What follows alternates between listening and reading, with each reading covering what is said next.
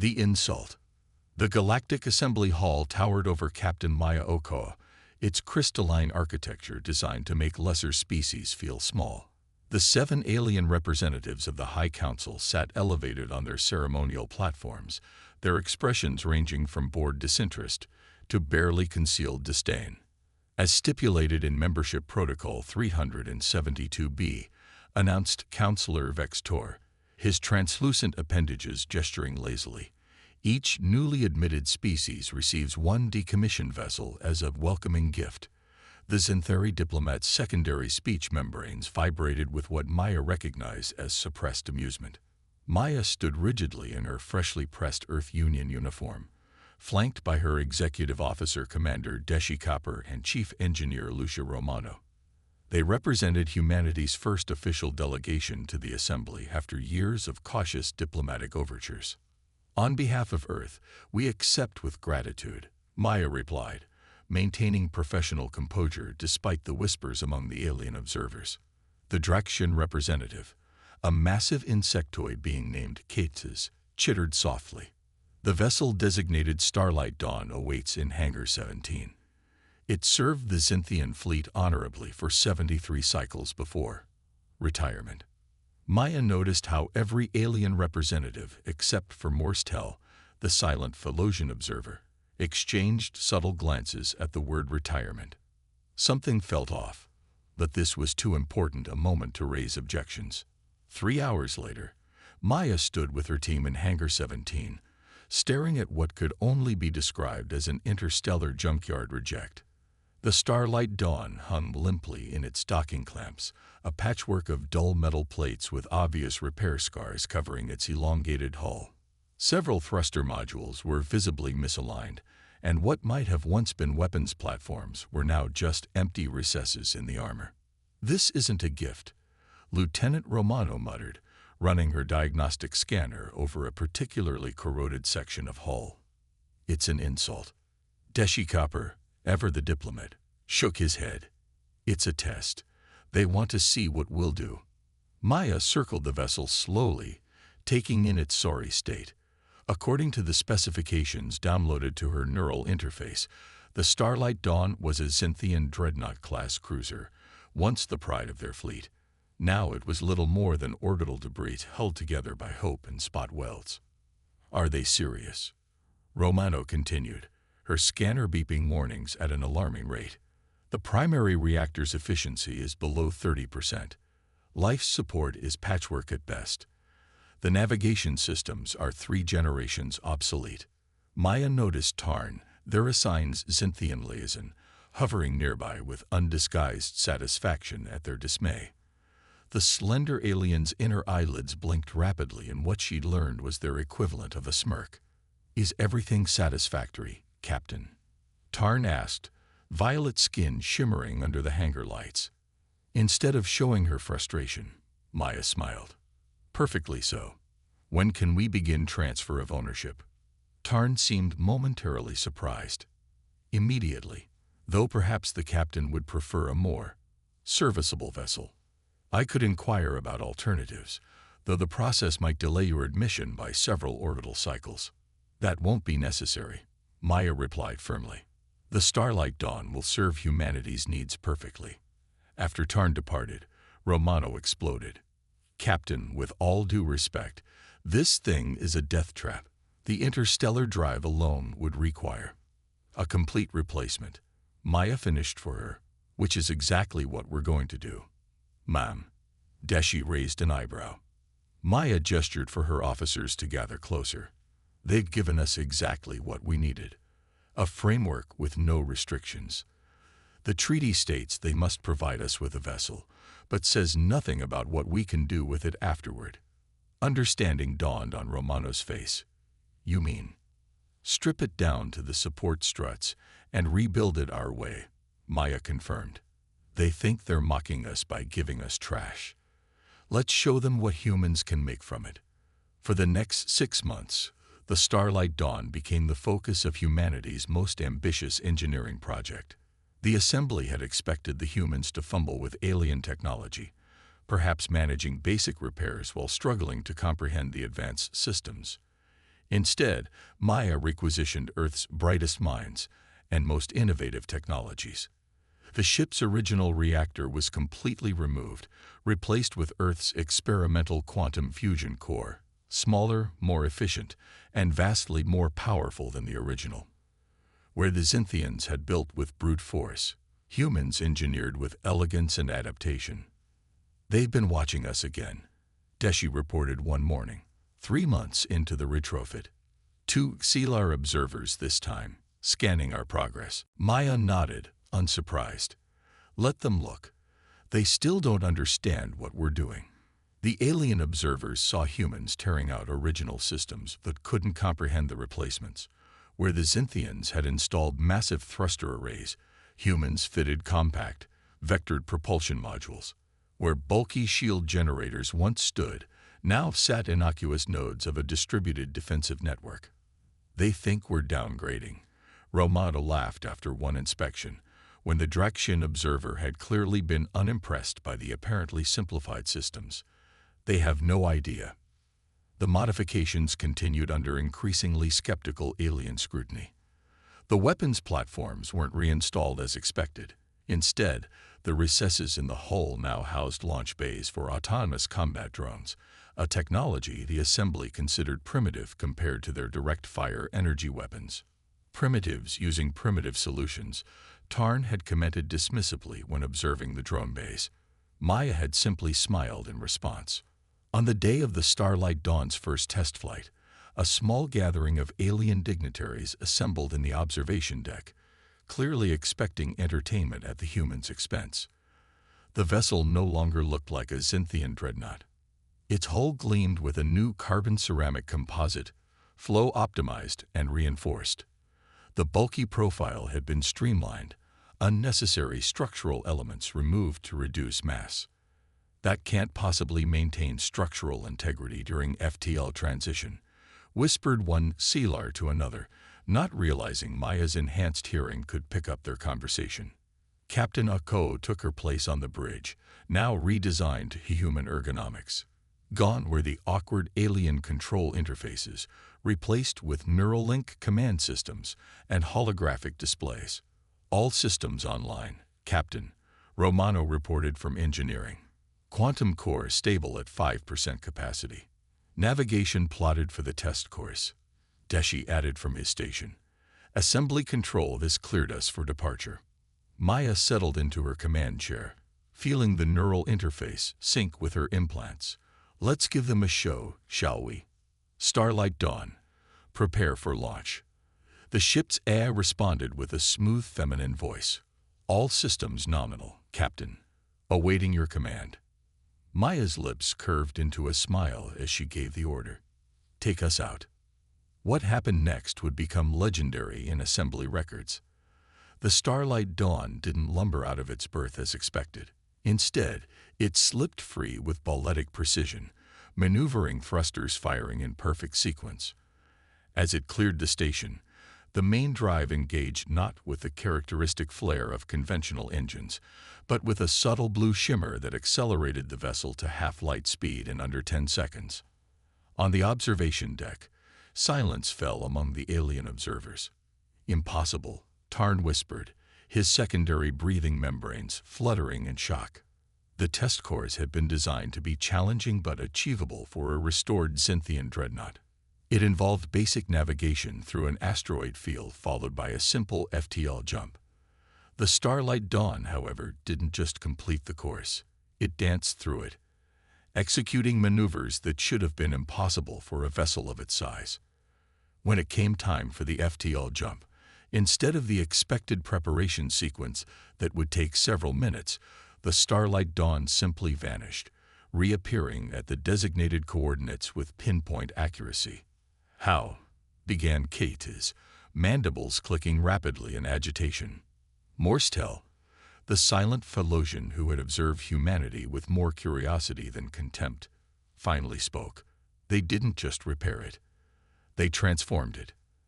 As the Starlight Dawn returned to dock, moving with the grace of a vessel 1/4 its size, Maya couldn't help but feel a surge of pride. This was just the beginning. Humanity's first step into a galaxy that had underestimated them. Test flight complete, she announced over the comm to the stunned assembly representatives. Starlight Dawn performing within expected parameters. The silence that greeted her transmission was more satisfying than any reply could have been. The vindication. 3 weeks after the Starlight Dawn's impressive test flight, Maya Oko sat in her ready room reviewing performance data when the emergency alert blared through the ship's systems. Captain to the bridge, Deshi's voice came through the comm. Priority message from Assembly Command. When Maya arrived, her executive officer's expression was grim. The Exarethi hive has broken through the defensive perimeter at Epsilon Station. Assembly forces are in retreat. The main screen displayed a tactical overview that made Maya's blood run cold. The Exarethi, a previously unknown species from beyond explored space, had attacked without warning or provocation. Their biomechanical ships swarmed through space like locusts, overwhelming everything in their path. The Assembly has ordered all available vessels to assist in evacuation efforts, Teshi continued. But they've specifically excluded us. We're to remain at dock due to our experimental status. Maya watched the unfolding disaster with growing concern. 4 Assembly battlecruisers, each supposedly 10 times more powerful than the original specifications of the Starlight Dawn, were being systematically dismantled by the Exarethi swarm. How many civilians on Epsilon Station? She asked. Over 20,000. Romano replied from her engineering station, mostly researchers and their families. Maya's decision took less than a heartbeat. Prepare for immediate departure. Battle stations. Deshi blinked in surprise. Captain, the Assembly directive specifically ordered. I'm aware of the directive, Commander. Maya cut him off.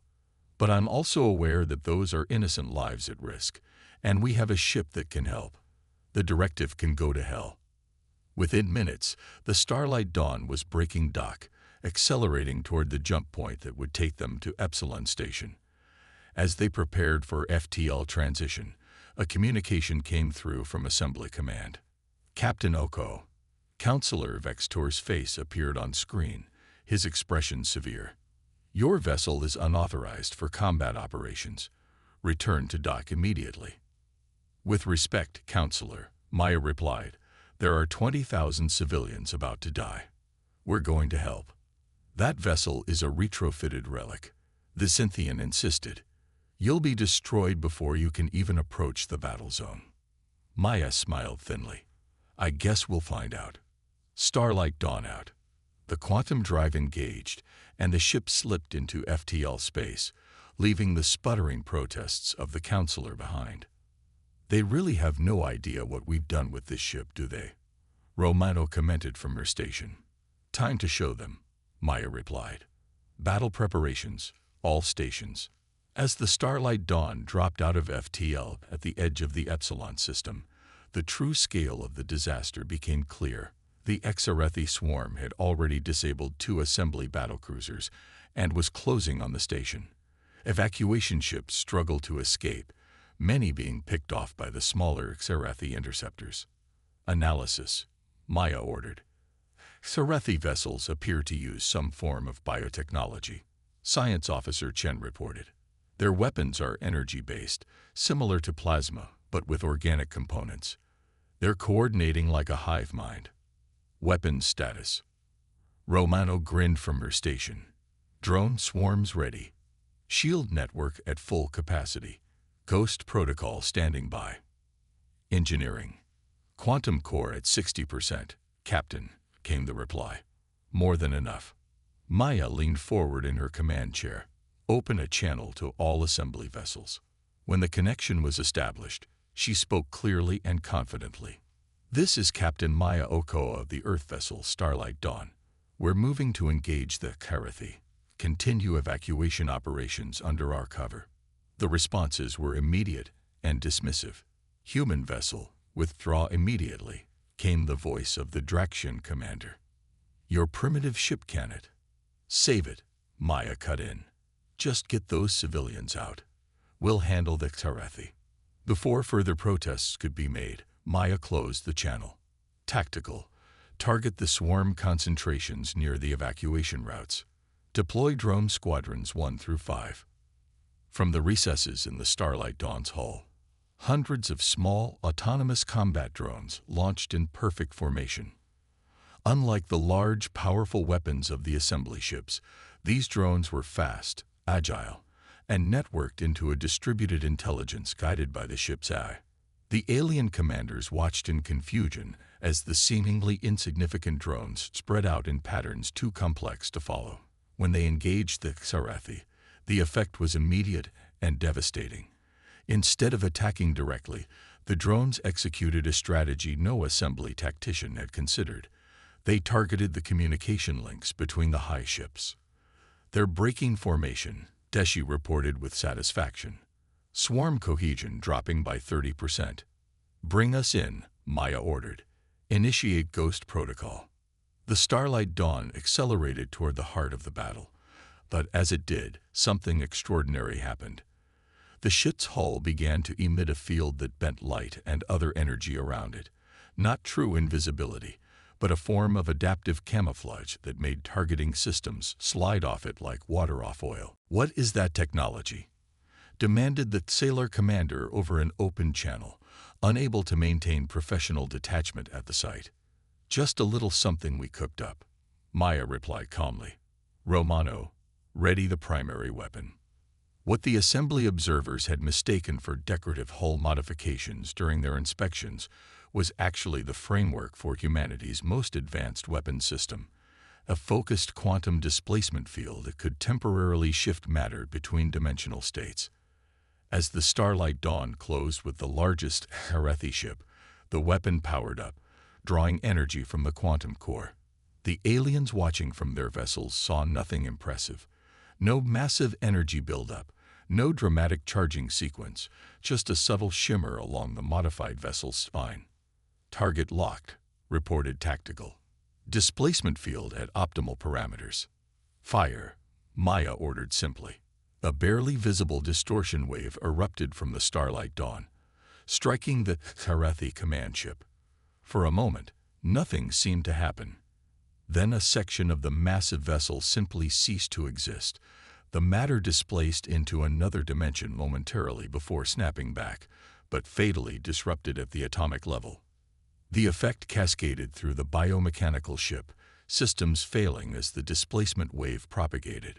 Within moments, the massive vessel went dark, its connection to the swarm severed. Without central coordination, the remaining Xarathi ships fell into disarray. The drone swarms pressed their advantage, isolating and neutralizing targets with surgical precision, while the Starlight Dawn moved to protect the evacuation routes. Impossible, whispered the Draxian commander over the still-open channel. That vessel was just a decommissioned relic. Not anymore, Maya replied. Now direct your remaining forces to cover the northern evacuation corridor. We'll handle the main swarm. For the next hour, the Starlight Dawn performed maneuvers that defied the known laws of physics as understood by the assembly. Its modified hull, reinforced with nanostructured metamaterials, withstood impacts that would have shattered conventional armor. Its distributed shield network adapted to each Xarathi attack, learning and evolving its defensive patterns. The drone swarms, continuously replenished from onboard fabricators, executed complex attack patterns, herding the Xarathi into kill zones where the Starlight Dawn's quantum displacement weapon could take out multiple targets with precision strikes. By the time assembly reinforcements arrived, the battle was effectively over. The Xarathi retreat was in full swing, their forces decimated and their attack strategy thoroughly countered. The evacuation was complete, with minimal civilian casualties. The Starlight Dawn hung in space, its hull bearing new scars, but its systems still at 80% efficiency. Maya stood on the bridge, watching as the assembly command vessel approached. "Open a channel," she ordered. The face that appeared on screen wasn't one of the mid-level commanders from the battle, but High Counselor Vextor himself, his expression unreadable. "Captain Oko," he began formally. "The assembly owes you and your crew a debt of gratitude." Maya inclined her head slightly. We only did what anyone would do, Counselor. No, Vextor contradicted, his voice unusually humble. You did what no one else could do. With a vessel we discarded as obsolete. He paused, secondary membranes fluttering in what Maya now recognized as embarrassment. I must ask, how did you transform that ship so completely? Maya exchanged glances with her crew before answering. We didn't see limitations, Counselor. We saw possibilities. You gave us a framework and the freedom to innovate. But the technologies you've employed, the drone networks, the adaptive camouflage, the quantum displacement weapon, these are beyond anything in our archives. Not beyond, Maya corrected gently. Just different. Humans have always excelled at adapting, at finding elegant solutions where others seek brute force. Vextor was silent for a long moment. The Assembly Council will convene tomorrow. Your presence is requested, not as observers, but as full members with immediate voting rights. Additionally, we would like to discuss technological exchange programs. After the communication ended, the bridge crew of the Starlight Dawn erupted in cheers. Maya allowed herself a moment of triumph before raising her hand for quiet. We came here as newcomers, she told her crew. They handed us what they thought was trash and expected us to be grateful. Instead, we showed them what humanity truly is: innovative, adaptable, and unwilling to accept artificial limitations. As the Starlight Dawn set course back to Assembly headquarters, news of its victory spread throughout inhabited space. What had begun as an insult, a decrepit vessel given to humiliate the newcomers, had become the legend that would forever change humanity's place in the galaxy. The ship they had mocked had become the ship that saved them all.